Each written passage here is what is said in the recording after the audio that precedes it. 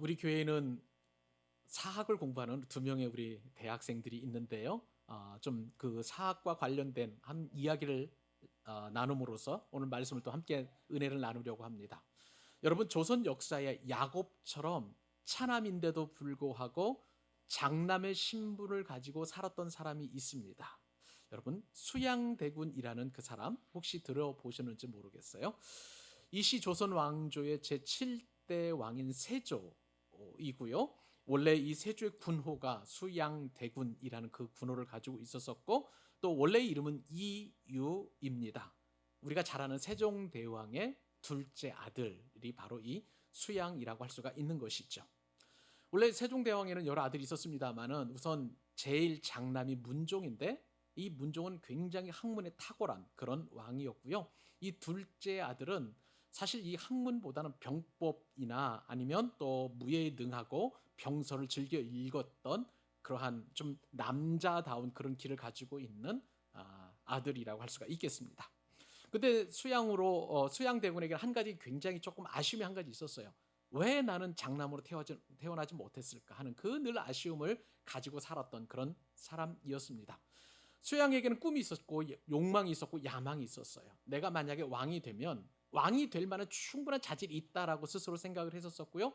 그리고 또 왕이 된다면 아버지 세종대왕처럼 그렇게 정말 멋진 정치를 펼 수 있고 성군이 될 수 있는 그런 어떤 자질이 함양되어 있다라고 늘 생각했던 그런 사람이었습니다.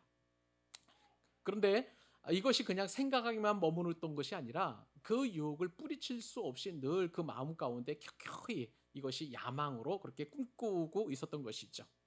마침 이제 드디어 세종대왕이 돌아가시고 세종대왕의 대를 이어서 이제 문종이 즉위를 하게 되었는데, 이 문종이 재위 2년 3개월 만에 죽게 되었던 것이죠. 그 다음에 이제 바로 급하게 왕이 세워지게 되었는데 12살 단종이 그렇게 왕위에 오르게 되었습니다.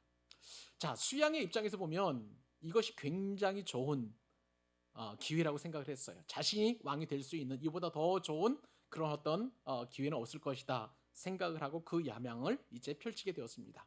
그래서 1453년 세종대왕의 충신이었던 늙은 장군 김종서 장군을 죽이는 계유정난을 일으키게 되었습니다.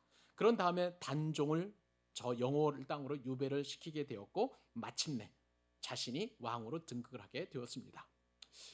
여러분, 그 조선시대 왕 가운데는 중간에 조가 들어가는 왕이 있고요. 또 종이 들어가는 왕이 있습니다. 조가 들어가는 왕은 태조 이성계처럼 그 나라에 어떤 혁혁한 공을 세우게 되면 조라는 이름을 넣게 되고요. 그 다음에 이제 또 세종대왕처럼 어떤 덕이 있는 그런 통치를 하는 왕은 이제 종이라는 이름을 넣어서 그렇게 표기를 하게 되는데, 이제 나중에 세조가 죽고 나가지고 예종이 아버지가 새로 조선을 건국했다라는 그런 의미에서 세조라는 그 이름을 묘호를 붙이게 되었습니다. 그래서 세조가 되었습니다. 여러분, 이렇게 왕위를 찬탈했지만 세조도 나름대로 굉장히 큰 업적을 또 일으켰던 큰 업적을 남긴 그런 왕이기도 합니다. 대표적으로 보면 조선의 건국 때부터 성종 15년까지 대략 1484년 정도라고 생각을 할 수 있는데, 이때까지 조선의 어떤 왕명이라든지 또 왕이 내렸던 교지라든지 또 조례와 같은 것들 영구히 좀 기록하고 남길 만한 그런 것들을 좀 모아가지고 편찬하는 작업을 지시를 하게 되었어요. 이것이 바로 그 유명한 경국대전이라는 것인데요. 이 경국대전을 편찬할 정도로 나름대로 조선 왕조나 또 조선을 위해서 또 그렇게 굉장히 좀 큰 일을 한 왕임에는 틀림이 없습니다만은, 근데 후대 역사가들이 이 세조를 평가할 때 어진왕이다, 또 능력이 있는 왕이다, 그것보다도 왕위를 찬탈한 왕이다, 폭군이다라고 그렇게 많은 역사가들이 평가를 하고 있는 것을 보게 됩니다. 세조가 그렇게 존경받는 인물은 아니라는 것이죠. 자, 이렇게 남의 신분으로 살면서 자기 신분을 뛰어넘는, 자기 위치를 뛰어넘는 남의 신분으로 살아가면서 역사적으로 불행한 평가를 받는 사람이 우리 조선 왕조에도 있었다는 것이죠. 오늘 본문에 앞서서 제가 이렇게 세조에 대한 이야기를 말씀을 드리는 것은 오늘 본문에도 자신이 차남임에도 불구하고 장남이 되기 위해서, 그리고 장남이 되기까지 그가 일으켰던 여러 가지 그 거짓말과 속임수와 그리고 또 여러 가지 또 악한 일들을 바라보게 된다면 정말 자기 위치를 벗어나서 그렇게 살아가는 것이 과연 하나님을 기쁘시게 하는 것인가라는 것을 생각을 한번 해보게 되고요.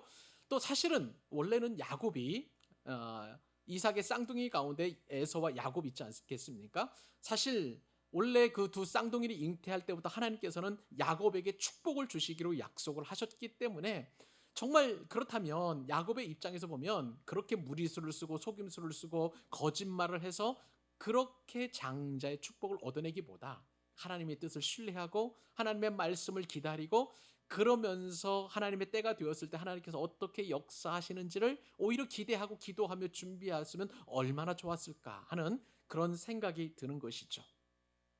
저는요, 창세기 27장을 묵상해 가면서 굉장히 여러 가지들을 좀 생각을 해보게 되었는데, 우선은 자, 창세기 27장에는 아버지 이삭, 어머니 리브가, 그리고 형 에서, 그리고 오늘 본문의 주인공이 야곱이 등장하는데 이 네 사람 모두가 다 실수하는 장면이 등장하고 있는 것을 보게 됩니다. 자, 그러면서 우리는 이 말씀을 통해서 어떤 교훈을 얻게 되냐면 이 땅을 살아가는 모든 사람들은 실수하는 존재라는 것을 우리는 인정할 필요가 있는 것이고요. 설령 우리가 믿음을 가지고 있는 사람이라 할지라도 우리는 실수하는 존재다라는 것을 우리가 이해했으면 참 좋겠습니다. 그런데 중요한 것은 우리가 실수에 대하여 그것을 그냥 넘기거나 그것을 어떻게든지 간에 극복하려고 하는 것보다도 그 실수를 가지고 하나님을 깊이 만났으면 참 좋겠어요. 하나님의 성품과 하나님의 또한 그 특성을 보게 된다면 하나님은 우리가 완전한 사람이 되기를 원치 않으시는 것 같습니다. 계속해서 보면 우리가 아브라함도 살폈죠. 이삭도 살펴보면서 또 야곱으로 넘어가면서 하나님께서 사랑하시고 하나님께서 택하신 그 믿음의 족장들을 바라보면서 한결같이 실수하고 넘어지는 그런 사람들이었는데요. 중요한 것은 뭐냐면 실수했었을 때 하나님을 더 가까이 하고 하나님을 의지하고 하나님 편에 서는 것이 얼마나 하나님을 기쁘시게 하고 하나님을 영화롭게 하는 것인지를 우리가 생각해 볼 수 있다는 거예요. 그러므로 우리가 오늘 말씀을 통해서 적용해야 될 것은 뭐냐면 우리가 될 수 있으면 안 하려고 노력하는 것보다 어쩔 수 없이 우리가 실수하는 그런 존재라면 우리가 그 실수를 인정하고 실수에 대해서 회개하고 또 실수를 통해서 우리를 사용하시는 겸손한 사람을 하나님께서 오늘도 찾으신다라고 생각하시면 참 좋겠어요. 오늘 저와 여러분의 말씀을 들을 때에 그 은혜를 받고 나같이 허물투성이고 나같이 실수하는 사람이고 나처럼 그렇게 연약하고 부족한 사람도 하나님께서는 얼마든지 들어 사용하신다는 것, 그 은혜를 여러분 체험하셨으면 좋겠습니다. 오늘 말씀을 들으면서 그 은혜가 여러분 한 분 한 분에게 풍성하게 임하실 수 있기를 우리 주님의 이름으로 축복합니다. 자, 그렇다면 오늘 이제 여러 사람들의 실수를 살펴보게 될 텐데 우선 야곱의 실수부터 오늘 살펴보도록 하겠습니다. 야곱의 실수는 뭐냐면요, 거짓말이라는 거예요. 거짓말입니다. 자, 우리는 지난 시간에 이삭과 리브가의 실수를 살펴보게 되었습니다. 콩가루 집안의 그 모습을 살펴보게 되었죠. 오늘 본문에 보니까 오늘은요 야곱이 등장하는데 야곱이 보통 실수를 하는 게 아닙니다. 자, 18절로 20절까지 석절 말씀인데요. 자, 우리 같이 한번 또 은혜를 받기 위해서 한번 읽어보도록 하겠습니다. 한 목소리로 시작. 야곱이 아버지에게 나아가서 내 아버지여 하고 부르니 내가 여기 있노라. 내가 아들아, 내가 누구냐?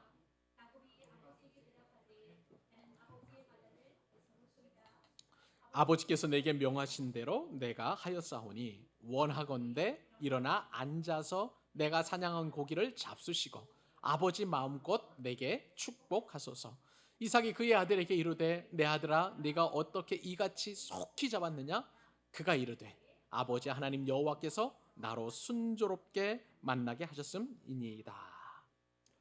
여러분 한번 이 말씀을 보면서 우리가 한번 생각해 볼 게 있어요. 자, 이 말씀 이전에 어떤 내용이 있었었냐면 어머니 리브가가 야곱에게 할 일을 따박따박 다 지시를 했습니다. 얘야, 네가 있잖니 염소 새끼를 잡아오면 내가 맛있게 조리를 해줄 거야. 그러면 네가 아버지한테 가고 그리고 또 뭐 그런 어떤 모략을 어머니가 먼저 주도해서 꾸미게 되었던 것이죠. 아버지가 혹시 의심할지 모르니까 그 염소 털로 너의 손을 감고 목을 감아가지고 에서처럼 흉내를 냈으면 좋겠고, 또 뭐 이런 어떤 이야기들을 쭉 해서 이제 리브가가 주도적으로 끌어갔습니다만, 오늘 본문 보세요. 이제 리브가는 뒤로 싹 빠집니다. 그런 다음에 이제 야곱이 주도적으로 그 역할을 대신하는 것을 보게 됩니다. 리브가가 고기로 별미를 만들자 야곱은 이삭의 방으로 이 고기를 가지고 들어가면서 어떻게 얘기를 하냐면요, 내 아버지요라고 그렇게 부르게 됩니다. 사실요, 우리가 누누이 말씀을 통해서 우리가 살펴보았던 것처럼 이삭과 아버지잖아요. 그리고 야곱의 사이는 서로 살갑고 많은 이야기를 나누고 많은 친밀한 관계가 아니에요. 그냥 대면대면한 그런 부자지간이라고 할 수가 있겠습니다. 그런데 눈이 어두운 그 아버지 이삭에게 야곱은요, 최대한 에서처럼 보이기 위해서 지금 연기를 하고 있습니다.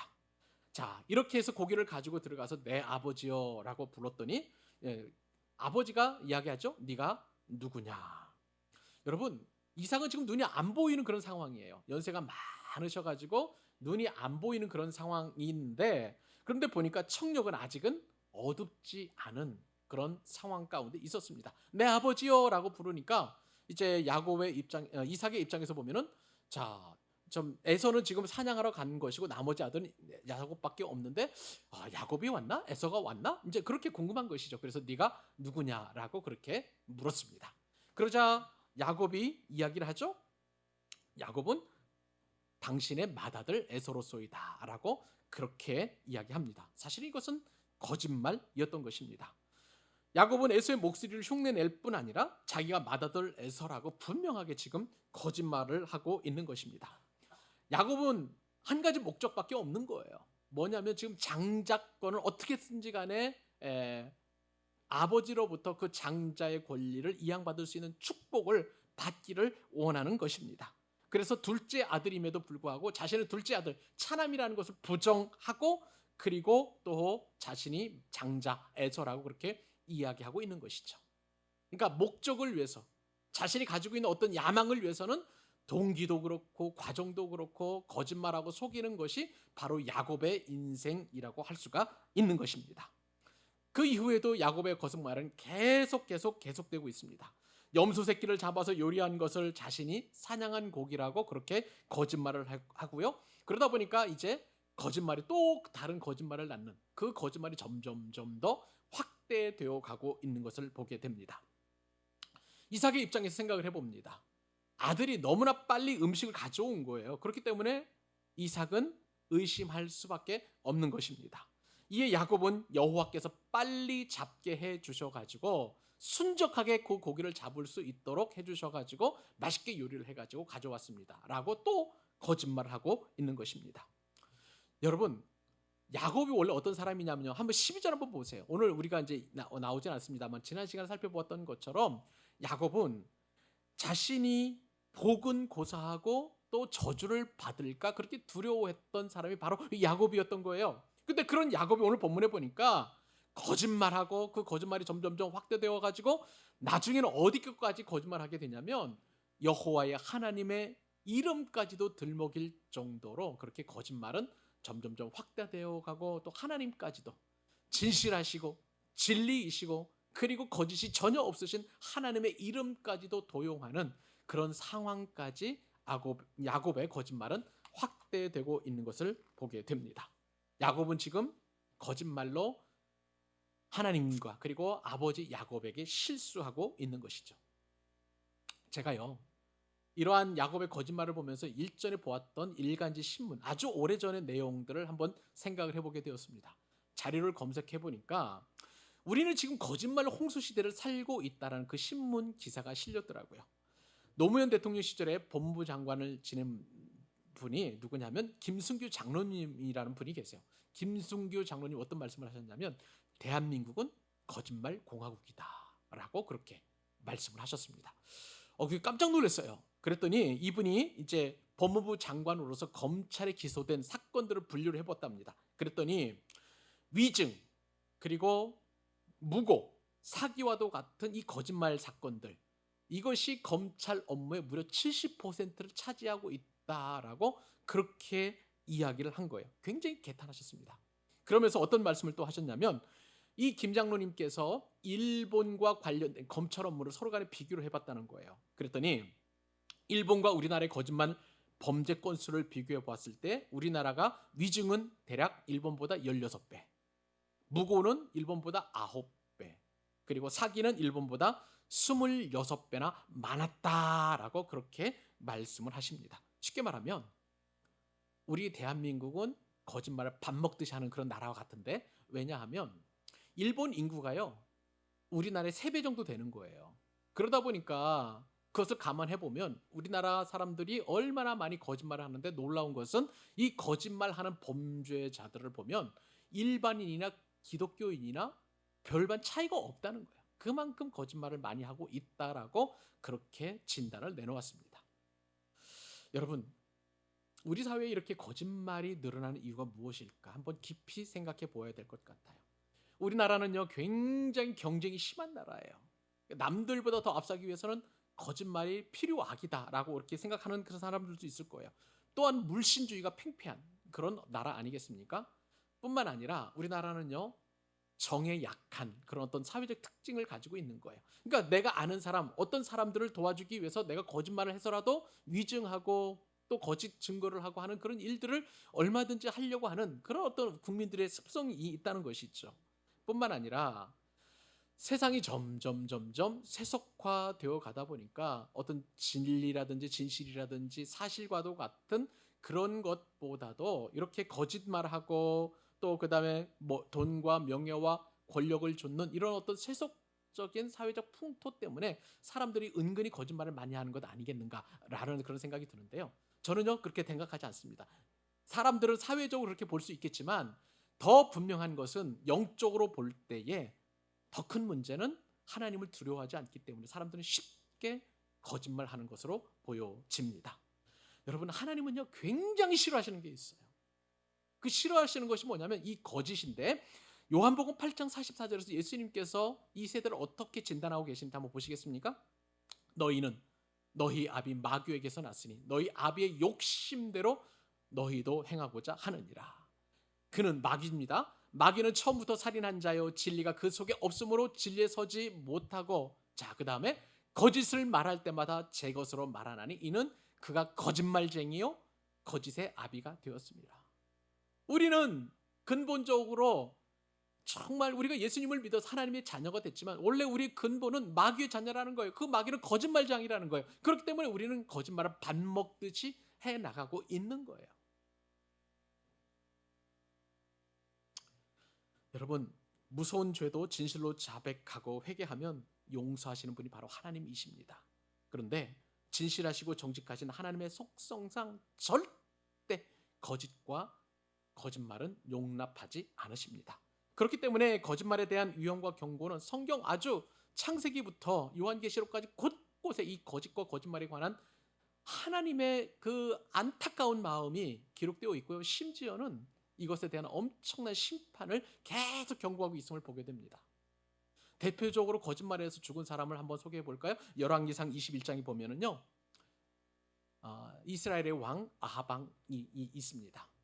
여기 보면 이 사건의 21장에 어떤 내용이 나오냐면, 나봇이라는 사람이 이 궁궐 앞에다가 멋진 포도밭을 그렇게 경영하고 있었습니다. 그런데 그 아합이 입장에서 볼 때 그 포도밭을 갖고 싶었던 거예요. 그러니까 그 포도밭에 대한 그 왕의 그 강렬한 열망을 알고 아내 되는 이세벨 왕비죠. 이세벨이 모략을 꾸미게 되었습니다. 그래서 위증하는 두 사람을 세워가지고 어떤 일을 하냐면, 원래 히브리의 문화에 따르면 한 사람은 증인이 되지 못하거든요. 두 사람을 세워가지고 어떻게 얘기했냐면, 저 포도원을 경영하는 나봇이 하나님에 대해서 험담하고 하나님을 싫어하고 또 왕에 대한 험담을 한다라고 해서 위증의 그 증인을 세운 거예요. 그렇게 해가지고 이제 나봇을 죽이고 그리고 그 포도원을 강탈하는 사건이 일어나게 되었습니다. 이 사건을 하나님이 아시고 엘리야를 통해서 아합에게 경고를 하십니다. 자, 어떤 경고를 하냐면, 나봇이 죽었을 때에 그 개가 그 피를 핥아 먹었던 것처럼 너도 조만간에 곧 그렇게 되리라고 하나님께서 엘리야를 통해서 예언하신 것이죠. 이 예언은 3년이 안 되어서 그대로 적용이 되어서 아합 왕은 그렇게 죽게 되었습니다. 하나님은 거짓을 너무너무 싫어하시는 분이세요. 여러분, 거짓말에 대해서 우리가 하나님을 믿는 믿음이 있으면서도 불구하고 관용하는 마음이 없지 않아 있을 수도 있어요. 그런데요, 여러분, 성경에 보면 거짓말하면 약간은, 그리고 지금 당장은 이득을 볼지는 모르겠지만 하나님은 거짓말에 대한 반드시 응징의 책임을 요구하신다는 거예요. 그래서 잠언서 12장 22절 말씀에 따르면 거짓말은 여호와께 미움을 받는 일이다 라고 그렇게 성경에 기록되어 있고요. 또한 참으로 잠언서 19장 5절 말씀에 따르면 거짓 증인은 벌을 면하지 못할 것이요 거짓말하는 자도 피하지 못하리라 라고 그렇게 경고하셨습니다. 그런데요, 이 경고보다도 더 무서운 말씀이 요한계시록에 기록되어 있어요. 요한계시록 21장 8절 말씀 한번 보실래요? 같이 한번 읽어보십시다. 자, 엄청난 저주예요. 자, 시작. 그러나 두려워하는 자들과 믿지 아니하는 자들과 흉악한 자들과 살인자들과 음행하는 자들과 점술가들과 우상 숭배하는 자들과, 자, 그 다음에 거짓말하는 모든 자들은 불과 유황으로 타는 못에 던져지리니 이것이 둘째 사망이라. 여러분, 천국을 유업으로 받지 못하는 것이 바로 이 거짓말이에요. 우상 숭배와 똑같은 것이고 간음하는 죄처럼 그렇게 하나님께서 철저하게 이 거짓말하는 죄를 단죄하신다는 사실입니다. 여러분, 그러므로 우리가 거짓말이 얼마나 심각한 저주를 가져온다라는 그러한 생각을 우리가 갖게 된다면, 그 말씀에 대한 것을 우리가 기억한다면 절대 거짓말할 엄두를 내지 못할 것입니다. 여러분, 그럼에도 불구하고 우리는 거짓말할 수 있는 그런 상황에 놓일 때가 있을 수 있어요. 환경적으로 그럴 수 있을 것입니다. 그러나 우리는 그 환경을 뛰어넘는 은혜를 구해야 될 것이에요. 야곱이 거짓말했던 것은 차자라는 그런 어떤 환경이 야곱의 발목을 잡고 있을 수 있었을 것입니다. 그렇기 때문에 야곱은 늘 장자에 대한 그런 권리를 묵상하고 될 수 있으면 호시탐탐 노리려고 하는 그런 어떤 삶을 살아왔던 거예요. 그런데 오늘 말씀을 통해서 보니까 아무리 거짓말을 할 수밖에 없는 그런 환경이라 할지라도, 그리고 내 안에 어떤 상처 때문에 내가 거짓말을 할 수밖에 없는 그러한 마음의 어떤 상황이 있다고 할지라도, 여러분, 우리에게 필요한 것은 이 상황과 이 형편과 이 상처를 뛰어넘어서 진실을 말할 수 있는 용기, 그리고 정직할 수 있는 그런 기쁨, 그것을 달라고 하나님께 기도해야만 하는 거예요. 야곱이 그런 어떤 믿음을 가졌다면 얼마나 좋았을까? 얼마나 하나님의 뜻이 정말 하늘에서 이룬 것처럼 땅에서 이루어질까 하는 그런 아쉬움이 남는 것입니다. 야곱은 실수하고 실패했지만 저와 여러분은 이 말씀을 통해서 성공하는 인생 될 수 있기를 우리 주님의 이름으로 축복합니다. 자, 이번에는 또 다른 사람의 실수를 한번 보죠. 야곱이 거짓말을 통해서 실수했다면 이삭은요, 의심이라는 실수를 하게 되는 것을 보게 됩니다. 자, 야곱의 말에 이삭은 의심할 수밖에 없었던 것이죠. 분명 목소리는 야곱의 목소리인데 자신이 야곱이라고 하니까 눈이 어두운 이삭에게는 의심할 수밖에 없는 거예요. 자, 그 말씀이 21절로 24절까지인데 또 같이 한번 읽어봅니다. 자, 시작. 이삭이 야곱에게 이르되 내 아들아 가까이 오라. 네가 과연 내 아들 에서인지 아닌지 내가 너를 만져보려 하노라. 야곱이 그 아버지 이삭에게 가까이 가니 음성은 야곱의 음성이나 손은 에서의 손이로다 하며 그의 손이 형 에서의 손과 같이 털이 있으므로 분별하지 못하고 축복하였더라. 이삭이 이르되 네가 참 내 아들 에서냐? 그가 대답하되 그러하니이다. 여러분, 이 말씀 보면은요, 굉장히 엉성한 속임수예요. 굉장히 엉성합니다. 아무리 이삭의 눈이 어두웠기로서니 야곱의 목소리와 그리고 에서의 목소리를 구분하지 못한다? 있을 수 없는 일이에요. 여러분, 우리가 지금 제가 말씀을 예전에 드린 적이 있었습니다만은 이 창세기 27장에서 등장하는 에서와 야곱의 나이는 대략 60에서 70 정도 되는 나이예요. 그러니까 60, 70년 정도 같이 생활했던 이삭이 야곱의 목소리와 에서의 목소리를 구분하지 못한다? 정말 이거는 있을 수 없는 그런 엉성한 그런 이야기를 할 수가 있는 것이죠. 뿐만 아니라 이보다 더 의심스러운 거예요. 그것은 고기를 너무 빨리 가져왔다는 거예요. 그런데도 불구하고 야곱은 여호와께서 순조롭게 만나게 하셨기 때문에 이렇게 고기를 쉽게 가져올 수 있었습니다라고 그렇게 지금 거짓말을 하고 있는 것입니다. 자, 이런 상황에서 이삭의 입장을 한번 생각을 해볼 필요가 있는 거예요. 야곱이 여호와의 이름까지 언급을 하며 대답을 했지만 이삭은 의심을 떨쳐버릴 수 없었습니다. 그렇기 때문에 이제 시각적으로 청각적으로 구분을 못하니까 이번에는 다른 감각인 촉감을 가지고 이 아들이 정말 에서인지 이삭인지 구분하려고 하는 그 이삭의 나름대로는 굉장히 좀 열심히 그렇게 노력을 하고 있는 것을 보게 됩니다. 그런데 자, 야곱의 손을 만져보니까 염소 가죽털로 이미 이렇게 둘렀기 때문에 원래는 이제 에서는 털이 많은 그런 사람 아니었겠습니까? 그러니까 털이 많으니까 이삭의 입장에서 보면 꼼짝없이 목소리는 분명히 야곱의 목소리인데 에서인가 보구나라고 그렇게 여겼다는 것입니다. 자, 여기서 이삭은 끝난 것이 아니에요. 또 의심을 하고 있습니다.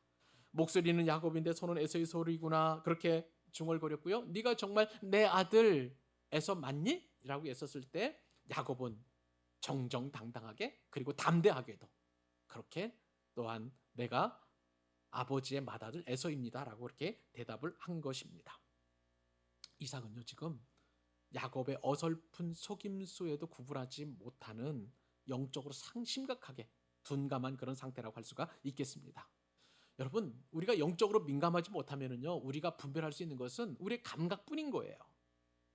이 감각을 통해서 시각이나 청각이나 그리고 또 어떤 촉각이나 이런 것을 가지고 우리가 어떤 상황이나 사태를 판단할 수밖에 없는 것입니다. 이삭은 지금 모든 감각들이 무뎌졌기 때문에 자신이 느끼고 들은 것조차도 사실은 확신하지 못하고 의심하고 있는 그런 상태예요. 귀를 들어도 그리고 만져보아도 의심이 또 드는 그런 상황일 수밖에 없는 것입니다. 그러면서 제가 이 말씀을 묵상하면서 느꼈던 것은 뭐냐면 이삭의 진정한 문제는 어떤 시력이 약하고 청각이 둔하고 촉각이 그런 무뎌진 것보다도 가족들을 향한 신뢰가 무뎌졌다는 거예요. 가족들을 향해서 의심하고 있다는 것이에요. 그리고 자기 자신조차도 지금 신뢰하지 못하고 의심하고 있다는 것을 우리는 알게 되는 것입니다. 자, 이렇게 해서 이제 만져보았습니다. 그렇게 하면은 이제 이삭의 모든 의심이 해소가 되었으면 참 좋겠습니다만은 그러나 놀랍게도 앞에 있는 아들에 대한 이삭의 의심은 계속되고 있습니다. 이삭은 더 이상 질문할 수 없어서 아들이 만들어 온 음식을 먹고 포도주까지 마시게 되었습니다. 그래도 마음이 영 깨운치가 않은 거예요. 그런데 그 순간에 이삭에게 기가 막힌 히든 카드를 꺼내게 되었습니다. 그것이 뭘까요? 여러분 25절, 26절, 27절 다시 한번 또 읽어보기를 원합니다. 읽어보도록 하십시다. 이삭이 이르되 내게로 가져오라. 내 아들이 사냥한 고기를 먹고 내 마음껏 내게 축복하리라.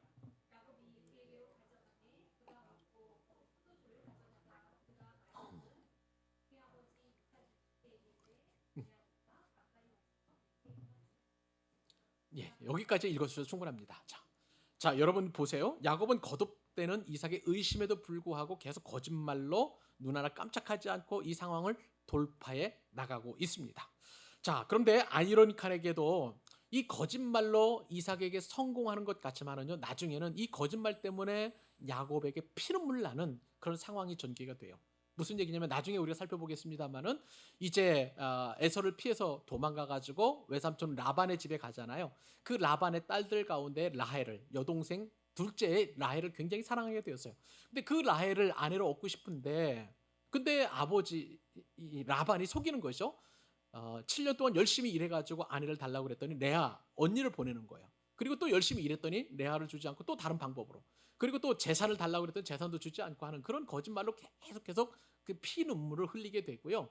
나중에는 또한 야곱이 가장 사랑했던 아들 그 요셉이 나중에는 형들로부터 이제 구덩이 쳐져가지고 미디안 상인들로부터 팔려가게 되는데 그 상황에서 형들이 와가지고 요셉이 죽었다라고 짐승들로부터 물려 죽었다라고 그렇게 이야기를 하는 거짓말로 야곱의 눈에서 피눈물이 나는 것을 우리가 알게 됩니다. 거짓말이 정말 열매가 이렇게 어렵고 힘든 열매를 맺게 되는 것을 보게 되는 거예요. 여튼 오늘 본문에 보니까 야곱이 준비한 그런 어떤 음식을 가지고 이제 이삭이 축복을 하고 싶어하는 그런 마음의 동기가 이제 만들어지게 되었던 것입니다. 자, 그런데요, 이런 상황에서 이삭과 야곱 사이에는 굉장히 긴밀한 어떤 동작의 연속이 되어 가고 있는 것을 보게 됩니다. 제가 오늘 이 말씀을 히브리 원문으로 볼 때에 문법이 굉장히 중요한 문법이 작용하고 있는 것을 보게 되었습니다. 무슨 얘기냐면 히브리어 가운데에 와우 혹은 바브라고 하는 그런 철자가 하나 있어요. 어느 동사 앞에 이것이 붙게 되면 어떤 뜻이 되냐면 굉장히 긴박하게 움직이는 거예요. 굉장히 역동적이고 다이나믹한 그러한 그 상황이 전개가 되는 것입니다. 무슨 얘기입니까? 자, 오늘 본문에서 보니까 야곱이 이제 그 별미를 가지고 아버지한테 가지고 왔더니 아버지는 그것을 맛있게 먹는 거예요. 급하게 빨리 먹는 거예요. 그런 다음에 이제 야곱이 포도주를 가져왔더니 또 이삭이 그것을 또한 맛있게 먹는 거예요. 막 그것이 바로바로 연결되고 있는 것입니다. 야곱의 입장에서는요, 지금 지체할 시간이 없는 거예요. 왜냐하면 이런 상황에서 만약에 에서가 들이닥친다, 그러면은 야곱은 정말 축복은 고사하고 저주를 받게 되고, 그리고 에서로부터 죽임을 당할 게 분명하기 때문에 빨리빨리 그 일이 진행되어야 되는 거예요. 지금 이삭과 야곱 사이에는 이 와우 계수법이라는 문법이 적용할 정도로 이렇게 급하게 진행되고 가고 있는 것을 보게 됩니다. 자, 근데 이렇게 속이기에 열심인 그 야곱에 대해서 이삭이 마지막 판별할 수 있는 굉장히 기가 막힌 히든 카드가 하나 등장하게 되는데, 그것은 뭐냐면 이삭이 말하기를 야곱에게 내 아들아 내게 와서 입맞추라, 그렇게 이야기하는 거예요. 자, 입맞춤이라는 것은요, 물론 이제 중동 사람들에게 친근감의 표시이겠지만 야곱의 목적은 따로 있습니다. 그것은 뭐냐면 내 앞에 있는 아들이 진짜 에서인가를 확인할 수 있는 마지막 카드였다는 거예요. 그렇기 때문에 오늘 본문에 보니까 내가 너와 입맞추면서 이삭의 생각에는 어떤 생각을 가지고 있느냐? 상추를 맡겠다는 거예요. 근데 여러분, 이미 그런 생각을 리브가가 알고 있었다는 것이 놀랍습니다. 그래가지고요, 에서의 옷을 미리 준비를 해서 야곱에게 입혔던 거예요. 야, 여러분, 에서는요 사냥꾼이에요. 그러니까 들로 산으로 다니며 사냥하면서 얼마나 뛰어다니니까 그 땀이 그 옷에 다 배겼을 거예요. 그리고 그때 당시에 옷은 지금처럼 좋은 옷이 있는 것도 아니고 세탁기가 있는 것도 아니니까 그것을 그냥 입고 그냥 걸어놓고 그냥 자연 건조시키다 보니까 그 에서의 땀 냄새가 그 옷에 다 배겼을 거 아니겠습니까? 그랬더니 냄새를 딱 이삭이 맡아보니까 아, 이것은 에서가 틀림없구나라고 그렇게 이야기하고 있는 것이죠. 여러분, 그렇게 해서 이삭은 의심을 해소하게 됩니다. 근데 여러분, 신앙생활에서요, 이 의심과 믿음은 절대 공존할 수 없다는 것을 여러분 믿으시기 바랍니다. 오늘 말씀에서 야곱을 의심하는 이삭에게는 하나님을 향한 그런 믿음이 실종되어 있었던 거예요. 노년의 이삭은 큰 자가 어린 자를 섬기리라, 이 말씀이 완전히 사라져 버리게 되었고, 만약에 이삭이 그 말씀을 간직하고 기억해 냈더라면 야곱이 이렇게까지 거짓말하지 않아도 되는 그런 상황이었을 것입니다. 아내 리브가도 이렇게까지 남편을 속이는 일을 꾸미지 않아도 될 일이었던 것이에요.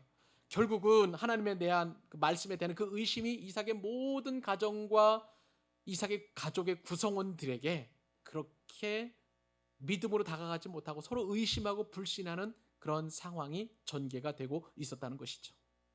여러분, 원래 이삭이 이런 사람이었습니까? 청년 시절의 이삭은요, 부엘라에로이에서 하나님을 묵상했던 경건한 사람이었어요. 그런데 나이 먹은 이삭은 전혀 지금 그러한 경건의 묵상이 없는 자연인 이삭일 수밖에 없었던 것입니다. 여러분, 우리는 여기서 하나님의 뜻과 사탄의 의도를 분명하게 알아야 됩니다. 사탄이 우리에게 가장 큰 역사하는 방법은 뭐냐면 하나님의 말씀을 늘 의심하게 만드는 거예요. 그 결과 여러분, 아담과 하와 첫 사람들이잖아요. 그 사람들 하나님의 말씀을 의심한 결과 그들이 범죄하고 그리고 모든 인류가 타락한 엄청난 결과를 가지고 오게 되었던 것입니다. 여러분, 의심의 실수는 뭐냐면요, 하나님의 말씀을 의심하는 거예요. 의심의 실수는 하나님의 말씀에 대한 분리인 거예요. 그렇기 때문에 여러분, 저는 여러분들을 축복하고 싶습니다. 우리가 의심하지 않으려면 하나님의 말씀을 늘 읽으십시오. 하나님의 말씀을 늘 묵상하시기 바랍니다. 설교 말씀을 늘 들으시기 바랍니다. 그리고 하나님의 말씀을 암송하십시오. 하나님의 말씀을 가까이 하는 여러분 되실 수 있기를 바랍니다. 그럴 때 모든 의심들은 사라지고요, 우리는 믿음의 반석이 굳건히 서는 그런 복을 누리게 될 줄로 믿습니다. 마지막으로 이제 우리가 오늘 말씀의 결론이라고 할 수가 있는데요. 사람은 이렇게 실수합니다마는 우리가 이 말씀을 통해서 얻을 수 있는 교훈은 뭐냐면, 그럼에도 불구하고 하나님은 하나님의 뜻을 이루어 가시고 하나님께서 야곱을 향한 놀라운 축복은 그대로 이어진다는 말씀입니다. 여러분, 10사람이 한 명의 도둑을 못 막는다라는 그런 말이 있는 것처럼 이삭이 의심하고 또 의심하면서 살펴봤지만 끝내 야곱을 에서로 착각하고 축복을 하고 맙니다. 자, 마지막으로 28절 29절 읽겠습니다. 시작. 하나님은 하늘의 이슬과 땅의 기름짐이며 풍성한 곡식과 포도주를 내게 주시기를 원하노라. 만민이 너를 섬기고 열국이 내게 굴복하리니 네가 형제들의 주가 되고 내 어머니 아들들이 내게 굴복하며 너를 저주하는 자는 저주를 받고 너를 축복하는 자는 복을 받기를 원하노라. 아멘. 여러분, 이삭의 가정은 말씀을 드린 대로 콩가루 중에 콩가루 가정입니다. 가족끼리 서로 속고 속이고 거짓말하는 그런 엄청난 위기가 이 가정 가운데 있었지만요, 놀라운 것은 하나님께서 그러한 이삭의 가정을 통해서 메시아의 조상이 되게 하신다는 사실입니다. 여러분, 이것이 우리가 믿는 하나님이에요. 그 하나님이 저와 하나님이시고 여러분 한 분 한 분들의 하나님이신 줄로 믿습니다. 그러니까 우리는 상황이나 환경이나 사람을 보지 말고, 우리 가정을 보지 말고, 우리 가정 가운데서 역사하시는 나를 향하신 그 하나님의 뜻을 보고 그 위기들을 이겨나갈 수 있기를 우리 주님의 이름으로 축복합니다. 여러분들에게 꼭 한 가지 당부하고 싶은 말씀이 있습니다. 여러분, 오늘 말씀을 보니까 이렇게 속임을 당한 이삭이라 할지라도 야곱을 향해서 놀랍게 축복하는 거예요. 아버지의 축복과 특권은 뭐냐면 자녀를 축복하는 거예요. 부모가 된 특권은 뭐냐면 자녀를 위해서 기도할 수 있는 그런 놀라운 특권이 있음을 여러분 꼭 기억하실 수 있기를 바랍니다. 오늘 말씀을 묵상하면서 예전에 제가 두란노 서원 다닐 때에 그 두란노 서원을 만드신 오늘교회 하용주 목사님이 하신 말씀이 기억났어요. 뭐냐면, 나쁜 아버지가 있는데 세상에서 가장 나쁜 아버지는 뭐냐면 바쁜 아버지라는 거예요. 여러분, 아버지가 너무너무 바쁘니까 도대체 자녀를 축복하는 그 특권을 사용하지 않는 거예요. 그러다 보니까 바쁜 아버지는 어떻게 하냐면 돈으로 자녀를 키웁니다. 근데 여러분, 놀라운 것은 자녀들은요, 아버지의 돈으로 키워지는 것이 아니라 부모님의 축복과 부모님의 기도로 키워진다는 사실을 여러분 기억하실 수 있기를 바랍니다. 오늘 어린이 주일을 맞이하면서 제가 여러분들에게 꼭 드리고 싶은 말씀이에요. 연로하신 그런 부모님이라 할지라도, 아직 결혼하지 않은 그런 청년들이라 할지라도, 그리고 지금 장년이나 관연한 그런 자녀들을 둔 자녀라 할지라도, 부모라 할지라도, 그리고 저처럼 손주를 보고 있는 그런 부모라 할지라도 상관없이 여러분 자녀들을 마음껏 축복하실 수 있기를 바랍니다. 놀라운 것은 부모님의 축복은요, 그대로 하나님께서 하나님을 대신해서 부모의 그 축복과 기도를 통해서 자녀가 양육되기를 원하시는 것을 부모에게 그렇게 하신 것이 하나님의 뜻이에요. 그렇기 때문에 늘 그렇게 기도하실 수 있기를 바랍니다. 부모님의 특권을 꼭 살리실 수 있기를 바랍니다. 오늘 본문에 보니까 이삭이 야곱을 세 가지로 축복합니다. 첫 번째 축복은 뭐냐면요, 삶의 풍요를 위한 축복이에요. 하늘의 이슬과 기름진 땅을 비로 줌으로 말미암아 삶의 풍요로움을 그렇게 축복을 하게 되었습니다. 이스라엘 땅은 건조한 땅이죠. 우기 3, 4개월 정도만 비 내리고 나머지는 다 비가 전혀 내리지 않는 그런 건기가 지속됩니다. 그러니까 하늘에서 이슬이 내리거나 하늘에 비가 내린다는 것은 엄청난 복이고요. 그 이슬과 그리고 또 그 물을 통해서 이제 곡식이 성장하고 그리고 포도 열매를 맺게 되는 상황입니다. 여러분, 가난한 것도 하나님의 뜻입니다만은, 그러나 놀라운 것은 풍요로움도 하나님의 뜻인 줄로 믿습니다. 여러분들이 자녀들을 위해서 기도할 때 삶의 풍요로움을 위해서 늘 기도하실 수 있기를 바랍니다. 그리고 두 번째 축복은 뭐냐면 리더십의 축복이에요. 만민이 너를 섬기고 열국이 내게 굴복하리니라고 그렇게 축복하게 되었습니다. 여러분, 이 말씀과 견주어서 축복할 수 있는 말씀이 신명기 28장에 기록되어 있어요. 신명기 28장 13절 말씀에 따르면 여호와께서 너를 머리가 되고 꼬리가 되지 않게 하시며 라는 그런 축복의 말씀이 있으니까요, 자녀들을 위해서 기도하실 때 꼭 이렇게 머리가 될지언정 꼬리가 되지 않도록 기도하는 그런 부모님의 기도가 있기를 바랍니다. 또 하나 축복은 뭐냐면 세 번째 축복은 너를 축복하는 자에게 더 축복할 것이고 너를 저주하는 자에게 저주하리라.